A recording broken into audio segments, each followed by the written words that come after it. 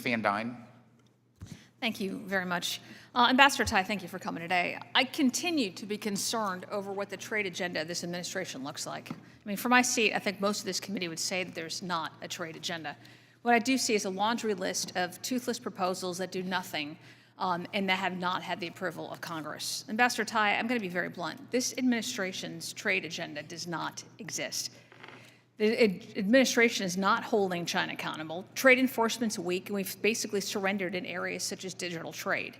Earlier, you said you objected with my colleagues, saying you and your team are standing up to China, particularly at the WTO. But time and time again, actions speak louder than words, and I don't think you can truly defend these policies and honestly say that the USTR is actually pursuing an agenda that wins for America and disadvantages our adversaries. You defended IPEF and actions of the WTO as pushing back against China, but IPEF is a framework.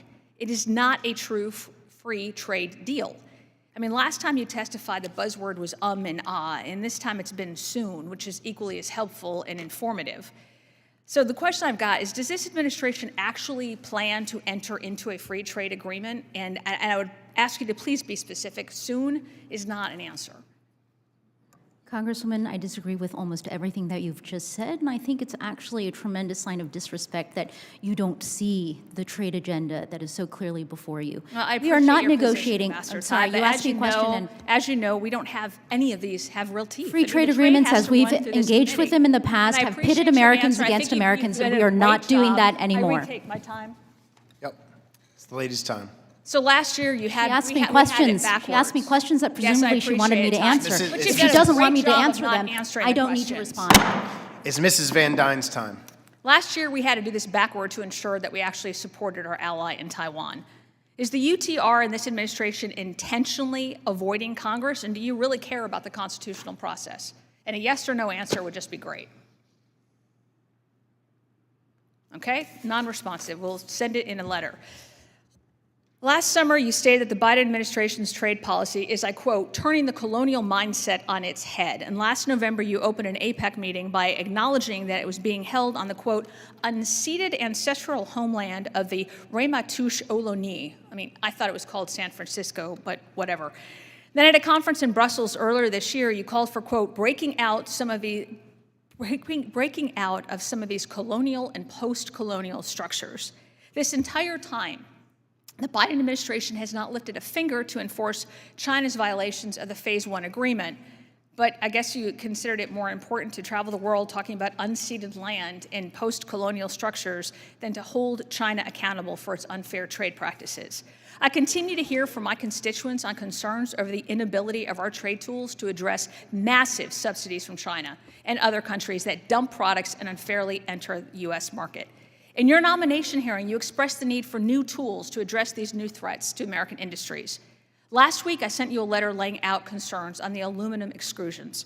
Given the serious concerns raised in the aluminum extrusions case, why are new trade tools not being utilized to initiate an investigation into whether Mexican aluminum extruders received unwrought aluminum for less than the market rate from governments of China and Russia?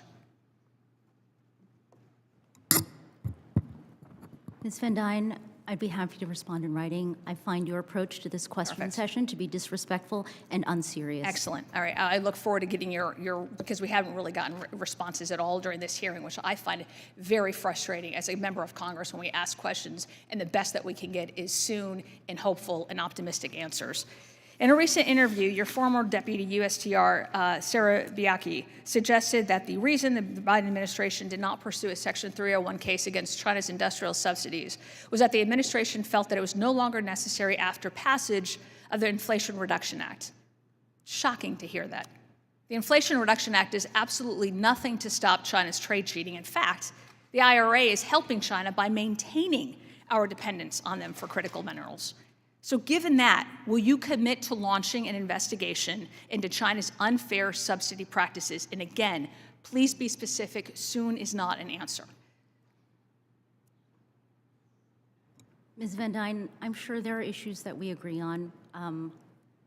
I don't know what you stand for, and I don't know who your constituents are. So but if I can understand better, will you commit to launching an investigation then I would be happy into China's to work with you. Unfair subsidy practices?